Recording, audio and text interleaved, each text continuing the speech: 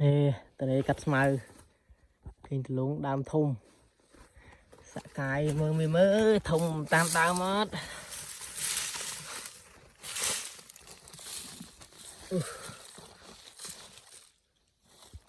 mơm vậy này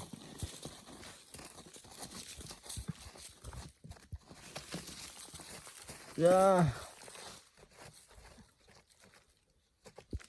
Mơm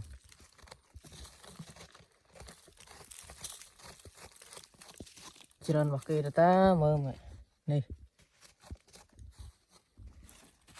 đây này này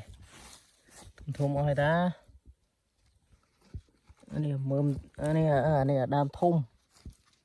này mơm không đi tiên này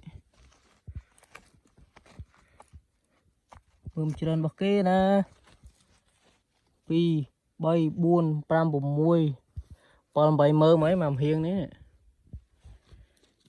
trơn này ta đam thùng cọp bên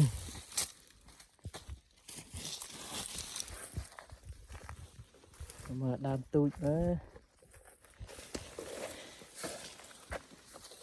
đi đam tui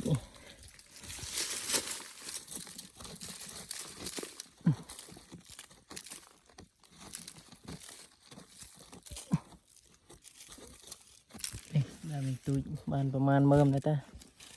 ơi